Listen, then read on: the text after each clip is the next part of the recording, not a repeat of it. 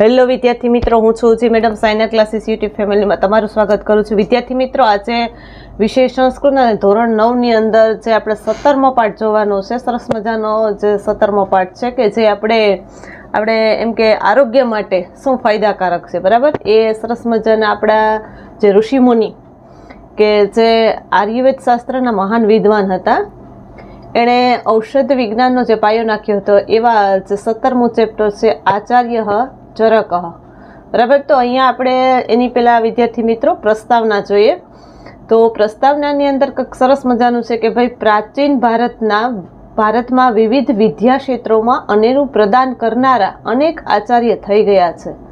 તેમાંના કેટલાક આચાર્યો તેમણે રચેલા જે તે વિદ્યા શાખાના ગ્રંથના રૂપમાં આજે પણ આપણી વચ્ચે ઉપસ્થિત છે. આવા આચાર્યમાંના એક આચાર્ય ચરક છે, બરાબર. કે ભાઈ વિદ્યા ક્ષેત્રની અંદર ઘણા બધા આચાર્ય થઈ ગયા, પણ જે આચાર્ય ચરક છે એના જેવા કોઈ વિદ્વાન નથી. એણે સરસ મજાનું જે આપણે આરોગ્ય વિશે કે ભાઈ આપણે આરોગ્ય જે આપણે નિરોગી બનાવવા માટે શું કરવું જોઈએ, એણે સરસ મજાના ઔષધ વિજ્ઞાનનો પાયો નાખ્યો હતો. તો હવે આચાર્ય ચરક હતા એ કોણ હતા, બરાબર. તો આચાર્ય ચરક એ આયુર્વેદ શાસ્ત્રના મહાન વિદ્વાન હતા. તેમણે ઔષધ વિજ્ઞાનનો પાયો નાખ્યો હતો અને બીજા વિદ્વાનની જેમ એના જે બીજા વિદ્વાનો છે એના વિશે જેમ જીવન અને કવન વિશે માહિતી મળે, આની કોઈ ખાસ માહિતી મળી નથી, બરાબર. પરંતુ તેમણે એક રચેલો જે ગ્રંથ છે એ આજે પણ આપણી વચ્ચે ઉપલબ્ધ છે. તો વિદ્યાર્થી મિત્રો, એના એક સરસ મજાનો સંસ્કૃત ભાષામાં લખાયેલા ગ્રંથનું નામ છે ચરક સંહિતા, બરાબર. જે આયુર્વેદ શાસ્ત્રનો અભ્યાસ કરવાની જે ઈચ્છા રાખે એ દરેક વ્યક્તિએ ચરક સંહિતા નામનો આ ગ્રંથ વાંચવો જ પડે, બરાબર.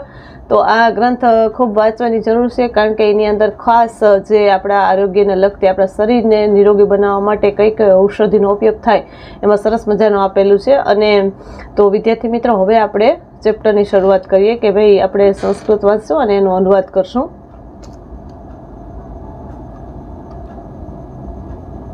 જે ચિત્રની જે તમને આ દેખાય છે ચિત્રનો, બરાબર, એ આચાર્ય ચરક છે અને એ ઔષધિ ઘણી બધી છે, વાટે જ છે ને અહીંયા જોવું તમે, બરાબર. તો અહીંયા લખ્યું કે ભાઈ ચરક નામના પ્રસિદ્ધ આચાર્ય ખ્રિસ્તસ્ય પ્રથમ શતાબ્દમ આયુર્વેદસ્ય મહાન પંડિત, બરાબર. સમજાય છે કે આપણે સમજાવે છે કે ચરક નામના પ્રસિદ્ધ આચાર્ય એ ઈસુ ખ્રિસ્તની, બરાબર, ખ્રિસ્તની એટલે કે ઈસવીસન પ્રથમ સપ્તભા એટલે કે શબ્દધાનમ એટલે કે શું થાય તો કે ભાઈ ઈસુ ખ્રિસ્તની પહેલી સદીમાં, બરાબર, આયુર્વેદસ્ય એટલે કે આયુર્વેદના મહાન પંડિત એટલે મહાન પંડિત હતા.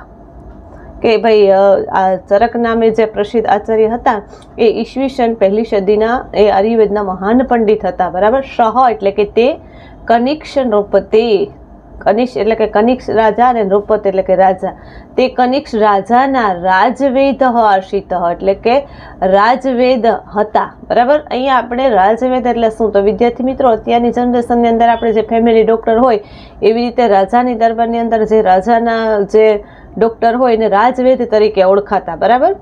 હવે અહીંયા લખ્યું કે ભાઈ અસ્ય એટલે કે આ, આચાર્યસ્ય એટલે કે આચાર્યનો, ચરક સંહિતા નામક એટલે કે ચરક સંહિતા નામનો સુપ્રસિદ્ધ એટલે કે પ્રખ્યાત અથવા સુપ્રસિદ્ધ ગ્રંથ વર્તતે એટલે કે ગ્રંથ છે, બરાબર. આયુર્વેદસ્ય એટલે કે આયુર્વેદમાં.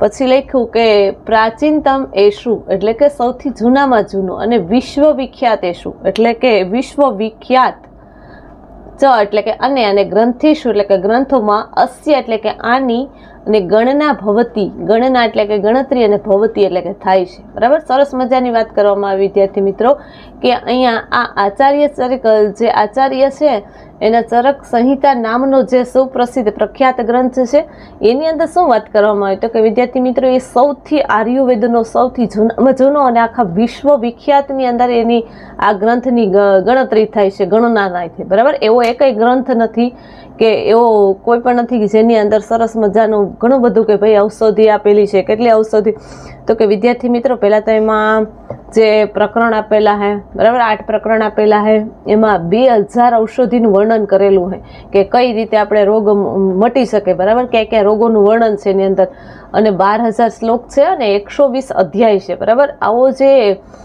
ચરક સંહિતા નામનો જે ગ્રંથ છે એ ખૂબ પ્રખ્યાત છે તો હવે આગળ આપણે શું એનો અનુવાદ આવશે વિદ્યાર્થી મિત્રો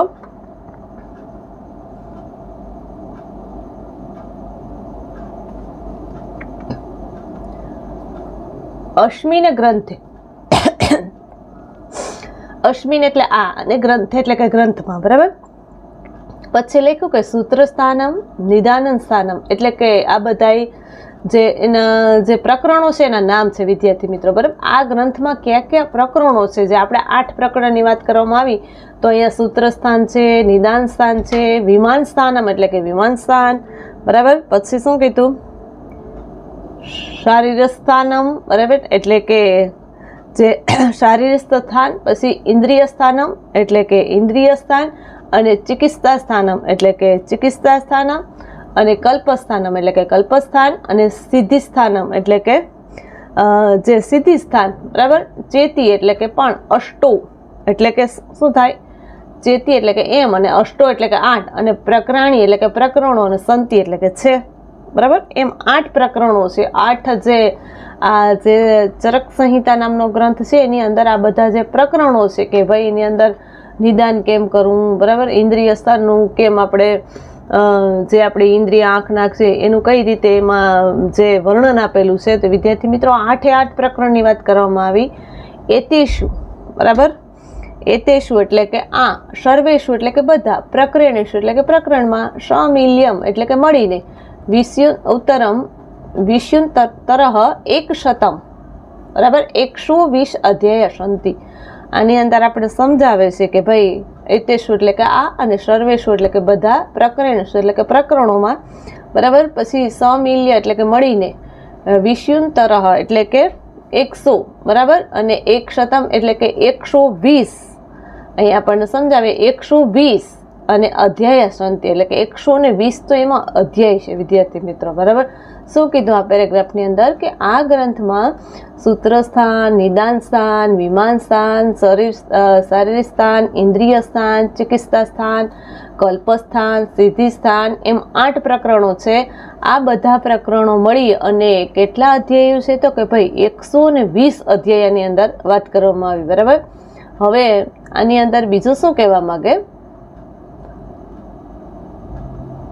તો કે ભાઈ અસ્ય ગ્રંથસ્ય પ્રમાણમ અસ્ય એટલે કે શું થાય બરાબર અસ્ય એટલે શું થાય તો કે ભાઈ આ ગ્રંથસ્ય એટલે કે આ જે ગ્રંથ છે એની વાત કરીએ કે આ ગ્રંથનું પ્રમાણમ એટલે કે માપ બરાબર આ ગ્રંથનું પ્રમાણ કેટલું છે તો કે ભાઈ 12 શ્લોકાત્મકમ વર્તતે 12 એટલે શું થાય વિદ્યાર્થી મિત્રો તો કે 12 બરાબર શ્લોકાત્મક એટલે કે 12000 શ્લોક ની અંદર વર્તતે એટલે કે છે બરાબર કેટલા અધ્યાય છે તો વિદ્યાર્થી મિત્રો 120 અધ્યાય છે અને આ ગ્રંથનું જે માપ છે એનું પ્રમાણ કેટલું છે તો કે 12000 શ્લોકનું છે બરાબર અત્ર પ્રાય અત્ર એટલે કે અહીં અને પ્રાય એટલે કે લગભગ બરાબર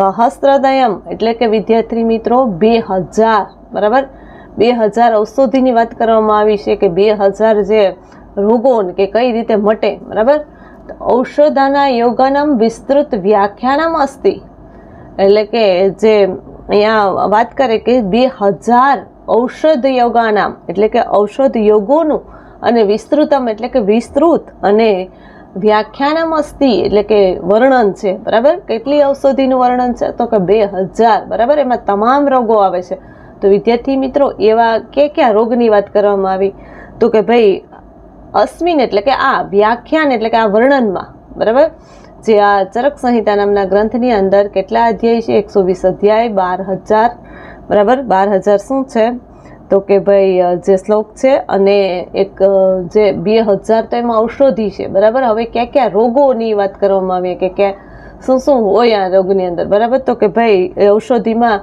જે 2000 ઔષધિ છે તો એ કયા રોગને લાગુ પડે છે બરાબર તો કે પેલું છે અહીંયા વિદ્યાર્થી મિત્રો જ્વર એટલે કે તાવ બરાબર પછી રક્તપિત્ત એટલે કે લોહીનો રોગ, રક્તપિત્ત, બરાબર. ઉન્માદ એટલે કે જે માનસિક બીમારી હોય એને ઉન્માદ કહેવાય. અતિસાર એટલે કે મરડો ને જે ઝાડા ને. પ્રમેહાદીનામ એટલે કે જે આપણે ડાયાબિટીસ, બરાબર. પછી વિદ્યાર્થી મિત્રો ઉદર એટલે કે પેટના રોગ, શિરો એટલે કે માથાના. પછી હૃદયાદિનામ એટલે કે હૃદયના રોગ, બરાબર. તે હૃદયના રોગાણામ, એટલે કે અને રોગાણામ એટલે કે રોગોનું, અને નિવારકાણી એટલે કે નિવારણ, અને જે નિવારણ કરનારા, અને વિનાશકાની એટલે કે શું થાય એ વિનાશ કરનારા, બરાબર. સ ઔષધાની, એટલે કે અને ઔષધાની એટલે કે ઔષધોનો, અને પછી શું લખ્યું વિદ્યાર્થી મિત્રો? ઉલ્લેખિતાની સંતિ એટલે કે અહીંયા ઉલ્લેખ થયો છે, સંતિ એટલે કે છે, બરાબર. એટલે ઉલ્લેખ થયો છે કે ભાઈ કયા કયા રોગોની વાત કરવામાં, તો કે આ વર્ણનમાં તાવ છે, રક્તપિત્ત છે, માનસિક બીમારી છે, બરાબર. મરડો કે જે ઝાડા છે, ડાયાબિટીસ છે, પછી જે પેટના રોગો છે, માથાના રોગ, હૃદયના રોગ વગેરેનું નિવારણ કઈ રીતે થાય અને એનો વિનાશ કઈ રીતે થાય, બરાબર. કે એનો આપણે વિનાશ કર્યો છે એ બધી ઔષધિનો અહીંયા ઉલ્લેખ છે. એવમ હિ એટલે કે એમ જ, હિ એટલે કે ખરેખર, બરાબર. હવે ખરેખર, એવમ એટલે કે એમ જ, મન્યત એટલે કે મનાય છે, યત એટલે કે જે, ભારત એટલે શું થાય? ભારતમાં, બરાબર.